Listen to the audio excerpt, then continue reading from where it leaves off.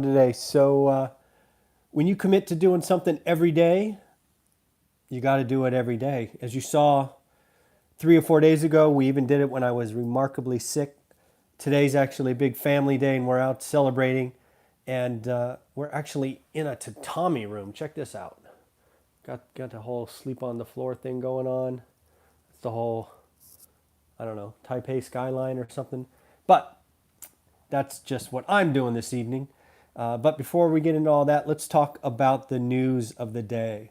And instead of starting with the virus, which is kind of easy to do, let's start with some real estate stuff. I actually read a pretty interesting article from Zillow, or sourced from Zillow. And they got a lot of great data when you're just kind of trying to figure out what's going on in the market. And I found one article with kind of three different data points that I thought would be interesting for you. First, do you know what city, right, what major metro, has the lowest share of local searches? So that answer to that question would mean there are, the percentages of the people that are local versus out of area. And when I heard that, I'm like, wow, I wonder what city that is. I immediately went to the Midwest because I hear so many kind of coast, east-west coasters looking in the Midwest, thinking that that would be the area. And we got it. It would have been the Midwest, but I would not have gotten this city specifically. It's actually Nashville, Tennessee. And I read that and it kind of made sense. Nashville was really, really, really hot 3, 4 years ago, was just screaming. And of late, the people that got in early have either stopped or have gotten out, but I've seen a lot more new investors get in. So kind of makes sense. Also, when I hear Nashville has the lowest share of local searches, this goes back to the whole idea of locals laughing at us. When the locals are like, oh my God, I can't believe you California investors are paying X, right? We used to pay Y. That should just tell you the market is overpriced. So I thought that was interesting, right? Nashville has the lowest share of local searches. So on the flip side of that, what area or what city has the fewest outside searches? And initially I thought it was going to be a high priced market, just thinking logically. I was wrong, or at least, yeah, I was wrong.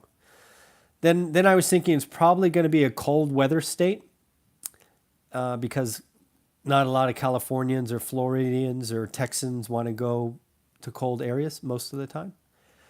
So I got that part right, but it turned out to be Minneapolis, Minnesota. And again, it's very interesting to think about it as a real estate investor, right? I've been to Minneapolis 20 times for work, and it's a wonderful area, all the lakes and all of that, but boy, is it flipping cold in the winter. Wow, like bone-chilling cold. And it kind of makes sense that there's the fewest outsiders looking for properties there. But that actually made me think, is there an opportunity to find good rental returns? And again, I have no idea. I read this article 60 minutes ago, but those are the kinds of things I ask myself, right? If nobody's looking there, or if only locals are looking, it's got me thinking like, hey, is Minneapolis a place I need to go check out, right? That's the kind of stuff I would be thinking. Again, not making a recommendation or anything like that. I'm just giving you data that I read, translate, make up your own mind. Maybe check it out. And then, of course, the next question is, what city has the most popular out-of-area searches? And I thought it had to come down to two areas. I was either going to say Phoenix, Arizona, or Las Vegas, Nevada. And it turned out to be Las Vegas, Nevada. Again, Las Vegas is one of those markets that goes up and down crazy. It has been on fire the last 8 years or so. If you got in early, you have made a ton of money. But it feels kind of overpriced. I see some posts from people in Vegas and all of that, and it's pretty saturated. But, again, in 2020, with single family homes being such low supply, who knows, right? I think 2020 is going to be a great year for single family homes of all ilk. Again, remember below the affordable or below the median, right? That's something we always talk about on this channel. So don't be buying the $10 million penthouse and think you're going to get a good return. That's not what I'm saying. I don't care where you are. That's not what I advise at all. So next up, read an article from Fannie Mae. This was something that I read about first like 15 years ago. Did you know that there's actually a business out there of creating fake companies so that people can fill out loan applications and basically lie? Turns out Fannie Mae was tracking 30 companies, actual names that were used on applications that proved to be fake for the last couple of years. It went up to 45 2 months ago, and it just hit 65. So 65 is no great numbers. There were thousands of them back in '08. But it's just interesting for me to watch the trend, right? It goes from 35 to 45 to 65, or maybe it was 30 to 45 to 65. These are all things that are, I think, early indicators that maybe the lending market is getting a little loose. Maybe people are stretching to buy again. Remember, it was the liar loans or the ninja loans, right? No incomes, no assets that got us in trouble last time. And I'm always asking myself, when is that next early indicator coming? So those are things I'm looking for. I don't think 65 is any crazy number, but I do think it's funny that Fannie Mae tracks that and reports those out there.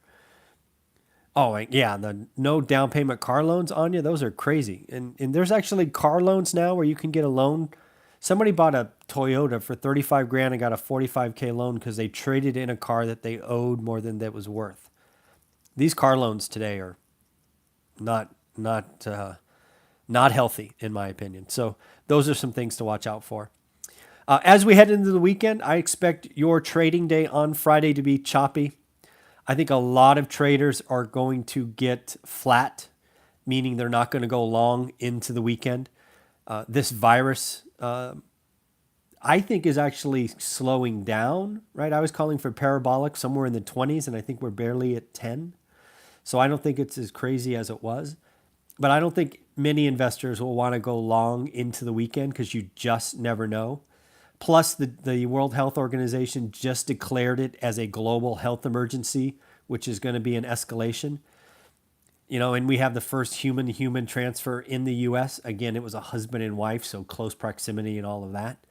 But still, it's proof that this thing transfers from people to people, which is part of what makes this a dangerous thing. So I had the last count at 9,800, so just under 10,000 deaths, currently at 213. Still all good morning. How's Minnesota? I think Minnesota is a great market to be in, according to that first bit of information from Zillow. I think the first human transfer in the U.S. is interesting to watch. We'll see if that goes anywhere. That cruise ship we talked about yesterday, you remember that? 6,000 people quarantined. Turned out the two folks from China. Hello from Texas. Thank you for watching. That turned out to be just the common flu. So hopefully that cruise line is on its way now, and those people will get some of their vacation days out at sea. But I think a lot of these kind of quarantines that are going around are just going to turn out to be the common flu.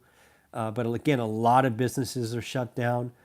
It is clearly going to impact China's first quarter. We are already seeing big industrials and gasoline companies talk about softer Q1s. Caterpillar, ExxonMobil, Navistar. It's going to hurt. There'll be weeks of nothing happening. And then it will take weeks to ramp back up. So these are real things going on in the news. And then, of course, the last thing we've got to talk about, I think, is Amazon. Amazon had a outstanding quarter. They're now in the $1 trillion club again, which is amazing.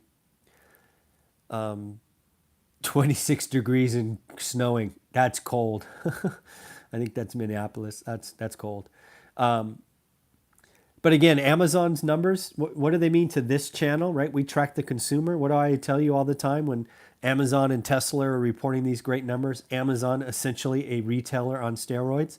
The consumer's fine. The consumer is spending. With rates low and going lower, right? Rates have dropped this week. Lending is there. The only thing we don't have is inventory, right? Inventory is at record lows. So again, things to watch out for. I do expect today to be a down day just because nobody's going to want to be long Saturday and Sunday just in case some craziness comes out of China or somewhere else in the world. That's what I would expect. It's already the end of Friday in Asia, so we'll see what happens tomorrow, Saturday. But again, it's interesting to read that article from Zillow, right? Again, Nashville, lowest share of local searches. I think that tells me, hey, Mike in Seattle, how you doing? I think that tells me that the market's overpriced. Minneapolis is the fewest outsiders, might be a market to go look at. And then Las Vegas has the most popular outside searches. So that's what I got for you today. Again, hello from a tatami room in Taiwan. Check that out. Ever slept on a floor before? Pretty cool. Nice. All right, everybody, take care of yourself. We'll talk to you tomorrow.